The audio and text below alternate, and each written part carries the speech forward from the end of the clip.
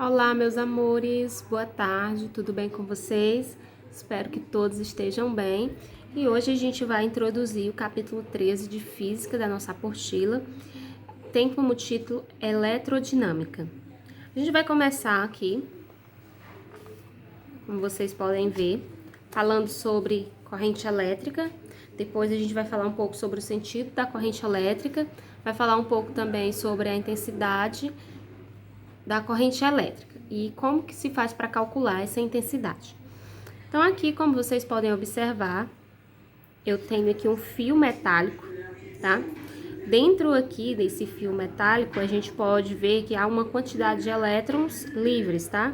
A gente pode ver aqui a carga negativa, então a quantidade de elétrons, e eles se movimentam dentro desse fio metálico. E eles se movimentam de forma desordenada, ou seja, eles não mantêm o sentido em uma direção para a direita, para a esquerda, para cima, para baixo. Eles estão aqui de forma ordenada, tá? Os elétrons livres dentro do fio metálico, tá? Então, o que eu chamo, como que é chamado, tá? Esse fio metálico que apresenta essa grande quantidade ou essa quantidade de elétrons livres e que eles se movimentam de forma desordenada, é chamado de condutor metálico. Então, aqui eu tenho um condutor metálico, tá? Na qual eu tenho a presença de elétrons de forma desordenadas, tá? Então, se eu criar um campo elétrico no interior desse condutor, os seus elétrons livres, eles passam a ter um movimento ordenado. Então, observe que aqui, tá? Eles estão com um movimento desordenado dentro do fio, que eu chamo de condutor metálico. Mas a partir do momento que eu criar um campo elétrico no interior desse condutor, os movimentos do elétron, eles vão passar a ser de forma ordenada.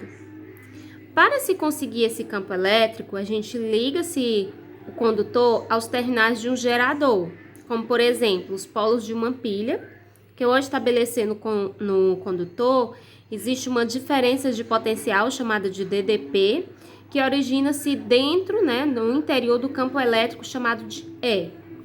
Então, campo elétrico representado pela letra E maiúscula, né, com essa setinha aqui em cima. Os elétrons livres do condutor, na presença de um campo elétrico, eles ficam sujeitos à ação de uma força, tá? Eu represento essa força elétrica, tá? Como o F, com essa setinha em cima, o F maiúsculo. Ele é responsável pelo movimento ordenado dos elétrons livres, né? Então, depois de expor esse condutor a um campo elétrico, pode ser esse campo elétrico pode ser um condutor de terminais, como os polos de uma pilha. E a gente sabe que os polos de uma pilha, ela tem os polos com cargas, uma carga positiva e uma carga negativa. Então, aqui até coloquei, né, a carga positiva e aqui uma carga negativa, tá? Então, vai existir, né, ele vai estabelecer uma relação do condutor, com uma diferença de potencial chamada de DDP e vai criar, assim, o campo elétrico que a gente chama de E. Então, os elétrons livres do condutor, na presença desse campo elétrico, eles vão ficar sujeitos a uma força de ação elétrica, que ela vai ser responsável por determinar o movimento ordenado desses elétrons livres, tá? Então, como vocês podem observar aqui nesse segundo exemplo, esse condutor aqui, metálico, ele já foi exposto a um campo elétrico, tá? E criou-se assim, né, a presença do campo elétrico, criou-se assim a ação de uma força, tá? Força elétrica representada pela letra F. E ela causou, assim, a ordenança, né? Ela fez com que os elétrons ficassem de forma ordenada em seu movimento. Então, aqui a gente tem, ó, a presença dos elétrons de forma ordenada. O que a gente pode observar aqui, ó? Que o movimento dos elétrons dentro desse condutor é tudo devido à ação desse campo elétrico que foi estabelecido no seu interior. Então, a gente dá o nome de corrente elétrica. Então, o movimento ordenado desses elétrons, tá? Dos elétrons livres, a gente chama-se de carga elétrica. E observe que elas têm um sentido ordenado. Todas as cargas elétricas, né, todos os elétrons livres, eles estão em uma única, né, a setinha aqui apontando para uma única direção, ou seja, apontando apenas aqui para direita, né? Então eles estão aqui para posição aqui, ó, que você pode observar para a direita. E como vocês podem observar, o movimento ordenado ele está no sentido oposto do sentido real. E a gente vai já daqui a pouco entender o que é um sentido real, tá? De uma carga elétrica. A partir dessa exposição desse campo elétrico que cria assim o movimento ordenado dos elétrons livres, que a gente chama de corrente elétrica, cria-se também uma aplicação de uma fórmula, onde eu tenho o quê? A força elétrica, que é representada por esse F maiúsculo, com a setinha em cima, vai ser igual a esse Q minúsculo, que esse Q minúsculo aqui, ele representa a carga elétrica,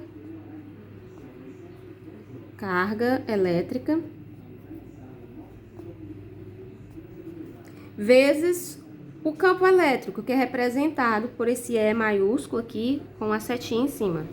Então, a partir dessa exposição no interior do condutor a um campo elétrico, eu crio a fórmula força elétrica é igual a carga elétrica vezes o campo elétrico, ok? Agora a gente vai falar sobre o sentido da corrente elétrica, tá? Nos condutores sólidos, o sentido da corrente elétrica é o sentido do movimento dos elétrons, pois são eles que deslocam o potencial menor, que a gente chama de potencial menor o polo negativo, tá? Para o potencial maior, que a gente chama de potencial maior, o polo positivo. Então, esse é o sentido real da corrente elétrica. Ou seja, o sentido da corrente elétrica é o sentido do movimento dos elétrons, porque eles se deslocam do potencial menor, que é o polo negativo, para o potencial maior, que é o polo positivo. Ó. Observe aqui no exemplo, ó, que os elétrons eles estão se locomovendo, considerando que aqui é o positivo, o polo positivo, e aqui é o negativo, eles estão se locomovendo de forma ordenada, tá? Com o sentido oposto ao sentido real. Então, aqui, ó, eles estão se opondo ao sentido real, então no sentido oposto, saindo do polo menor para o polo maior, que é o positivo, ou seja, o polo menor negativo e o polo maior é o positivo. No caso da corrente elétrica, ela adota-se um sentido convencional, que é o de deslocamento das cargas positivas do potencial maior para o menor, que corresponde ao mesmo sentido do campo elétrico no interior do condutor. Assim, sempre que a gente for tratar do sentido da corrente elétrica, estaremos nos referindo ao sentido convencional. Vamos ver aqui, ó, a representação. Tá? Aqui a gente tem a representação do sentido real e aqui a gente tem a representação do sentido convencional, tá? Ó, observe aqui que no sentido real eu tenho o polo positivo e o polo negativo, o polo menor e o polo maior, tá? E aqui eu tenho os meus elétrons livres de forma ordenada. Observe, ó, que eles estão do polo menor para o polo maior. Agora vamos observar o sentido convencional. Tenho aqui o polo maior, que é o polo positivo, e o polo menor, que é o polo negativo. E aqui eu tenho uma presença, tá, de elétrons. Observe que a carga elétrica aqui, ela é positiva e o sentido, ele está para esquerda, tá? Ao contrário do sentido real, que o sentido aqui estava para direita e além de ser cargas negativa. Então, o sentido da corrente elétrica, ela é do deslocamento imaginário das cargas positivas do condutor, isto é, o mesmo do campo elétrico no seu interior. Então, o sentido convencional da carga elétrica, que é o que a gente vai adotar, tá? vai ser o sentido do deslocamento imaginário das cargas, tá? Positiva. Então, são cargas positivas, tá? Então, aqui a gente tem cargas positivas, ok? Vamos falar agora da intensidade da corrente elétrica, tá? Primeiro, a gente vai considerar aqui um condutor metálico de seção transversal, S, aqui é a seção, tá, gente, ó? Você consegue ver esse pontilhadinho aqui, ó. Essa é a seção transversal S, sendo percorrida por uma corrente elétrica. Aí vocês podem observar aqui, ó, a corrente elétrica que está percorrendo aqui essa seção, tá?